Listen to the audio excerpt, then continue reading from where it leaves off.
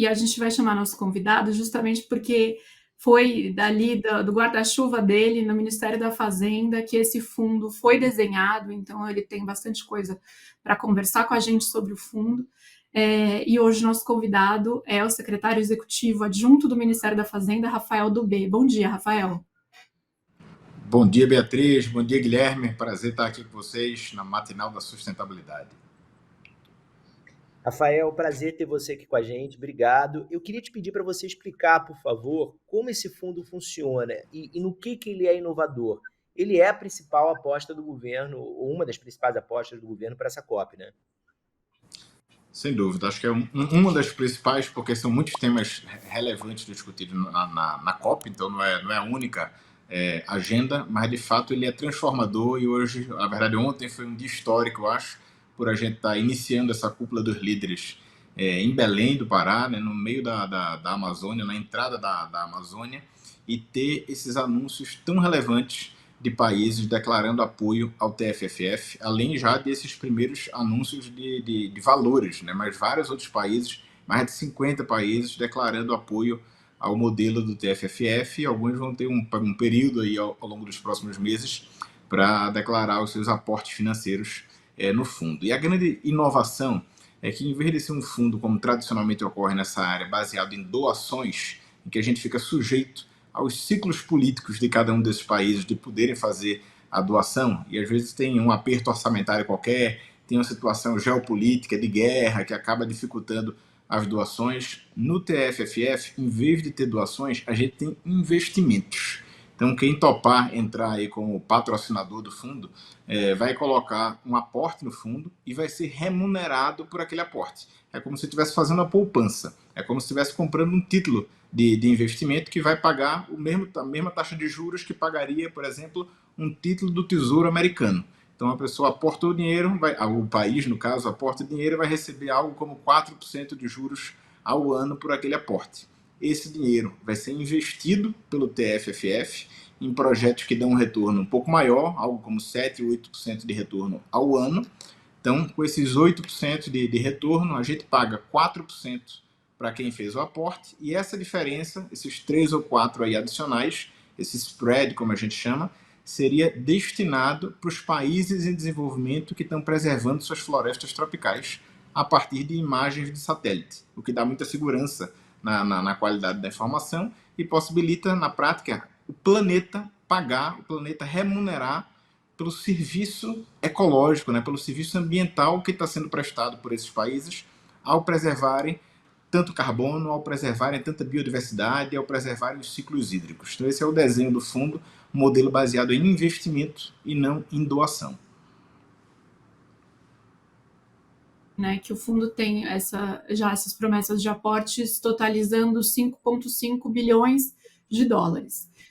O senhor comemorou aí como um dia histórico ontem, esse dia dessas doações. O governo, de uma maneira geral, pelo que eu estou acompanhando das declarações do ministro da Fazenda, lá em Belém, do presidente Lula, enfim, então, vendo como uma vitória, né, esse número. Mas eu queria que o senhor explicasse um pouco para a gente, porque o próprio governo, né, a gente teve até uma conversa há 1, 2 meses, não me lembro exatamente aqui, lá no meu programa na Rede TV, fala que o aporte inicial dos patrocinadores precisa ser de 25 bilhões de dólares para que o fundo atinja a dimensão de 125 bilhões de dólares, que é o que foi desenhado e que o governo e a Fazenda veem como o montante necessário para esse fundo. Então, como que fica essa conta? Se a gente está falando de 5 por hora, 5,5, né? Sendo que já era o anúncio do Brasil, do próprio Brasil colocando dinheiro no fundo para estimular e para mandar um sinal de que é um país que vai conservar suas florestas, mas vai também contribuir, né? Colocando recursos ali no fundo. Mas como que fica essa perspectiva aí? Estamos comemorando 5, mas estávamos precisando dos 25.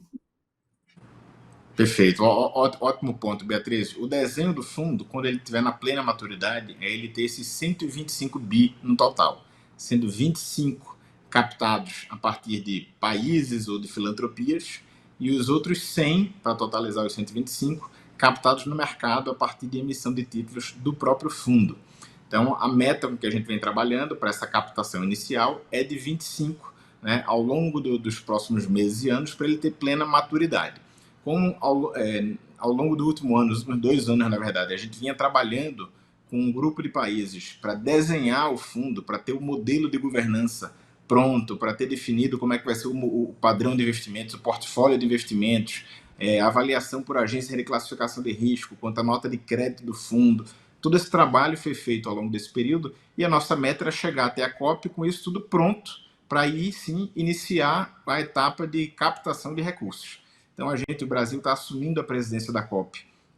Hoje, na verdade, semana que vem, que é quando começa a COP, o Brasil assume formalmente a presidência da COP e a gente fica na presidência da COP por 1 ano, até a COP seguinte, a COP 31, que ainda vai ser definida onde será. Então a ideia do Brasil é estar com isso tudo pronto agora para o início da COP, para ser apresentado para o conjunto dos países da COP, e ao longo desse ano em que o Brasil vai estar presidindo todo esse processo, a gente fazer o engajamento para ter as captações adicionais. Para o fundo entrar plenamente em operação, tem todo um período de captação de recursos, de emissão de título, de montagem de equipes, de preparação. Então, a gente não precisa ter os 25 bi nessa semana. A gente precisa construir o caminho para a gente captar esses 25 bi e depois os 100 adicionais do setor privado ao longo dos próximos meses. Então, a gente vinha trabalhando com a ideia de estar com isso tudo pronto, preparado para rodar até a COP e poder apresentar a solução completa para esses países. E, de fato, isso foi atingido e não foi fácil conseguir montar isso. Muitos atores envolvidos, muitas regras financeiras precisaram ser consolidadas e avalizadas e reconhecidas como íntegras por atores diferentes. E agora a gente tem o Banco Mundial participando desse processo, é quem vai ficar vinculada à gestão do TFFF, e ver países como Noruega, França, Indonésia reconhecendo a solidez do desenho do TFFF e já fazendo os primeiros anúncios, é uma vitória inquestionável. Hoje ainda vai ter o encontro do presidente Lula com o chanceler, o primeiro-ministro da Alemanha, então é possível que venha ainda um aporte adicional já nesse primeiro momento, mas a expectativa da gente é, ao longo da presidência do Brasil da COP, então começando agora até o ano que vem, a gente conseguir avançar nessa captação. E o fundo, vale dizer, Beatriz, ele consegue começar a operação mesmo sem chegar aos 125 bi. Então, mesmo com uma parcela menor, ele já pode iniciar as operações. Então, ter conquistado isso, já agora está o fundo pronto, e receber essas primeiras captações, que no fundo é um reconhecimento de países já muito maduros financeiramente, de que o fundo está bem desenhado, está estruturado, tem uma governança sólida, é uma conquista enorme para o Brasil e para o mundo, na verdade. Rafael, outra proposta do Ministério da Fazenda é o mercado de carbono global. Como é que ele vai funcionar e qual a expectativa de vocês para adesão a essa proposta? Ótimo ponto, Guilherme. Eu acho que essa é uma das grandes propostas também que a gente está envolvido, e as pessoas às vezes têm certa dificuldade de compreender o alcance que essa proposta tem. Enquanto o TFFF é muito central do ponto de vista de preservação de florestas, a ideia dessa coalizão aberta para o mercado regulado de carbono, ela é muito central para a gente lidar com o grande desafio da mudança do clima, que são as emissões de gases de efeito estufa. E aí vale esclarecer que muita gente, quando pensa em mercado de carbono, associa apenas a ideia do que existe hoje aqui no Brasil, que é o mercado voluntário de carbono, por meio do qual as empresas seguem poluindo, seguem emitindo gases de efeito estufa e compensam essas emissões comprando créditos florestais. Isso não é propriamente o mercado regulado de carbono, esse é o mercado voluntário, que já existe hoje, está funcionando e, como o próprio nome diz, é voluntário. No mercado regulado, de outro lado, estabelece um teto de emissões para um país ou para uma região, e aquele teto vai caindo ao longo do tempo. Todas as atividades produtivas que resultam em emissão de gases de efeito estufa, e aí estou falando de produção de aço, produção de cimento, refinaria de petróleo, né? Essas grandes emissoras, não são empresas pequenas, são só empreendimentos muito grandes, essas atividades têm que comprar uma cota dentro desse teto maior, esse teto nacional ou regional de carbono. O que na prática significa que você desestimula atividades que resultam em muita emissão e estimula aqueles processos produtivos que têm um menor impacto ambiental.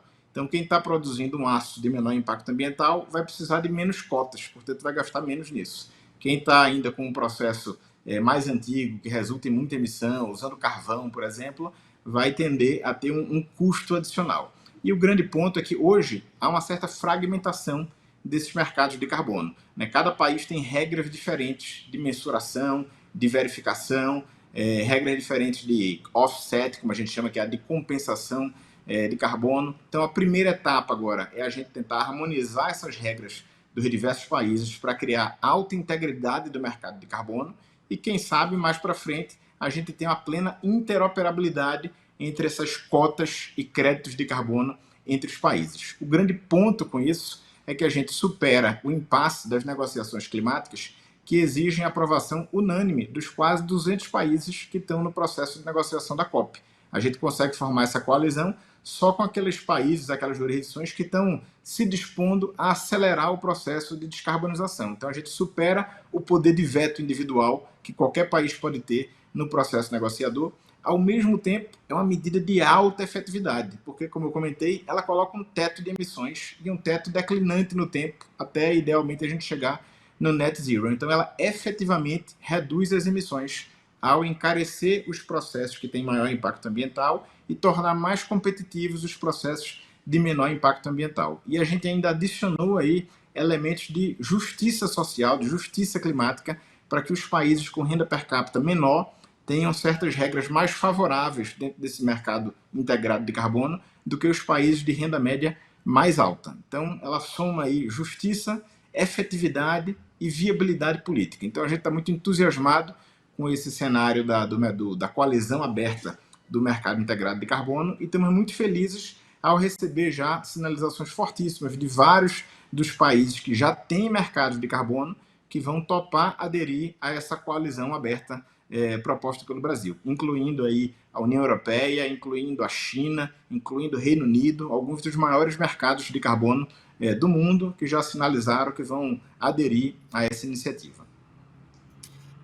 Secretário, então, o senhor mencionou esse ponto aí da viabilidade política, né? Tanto ao Fundo para Florestas Tropicais como esse mercado, essa coalizão pelo mercado global de carbono, são propostas de adesão, né? Os países aderem se eles querem, não é necessário chegar a esse consenso.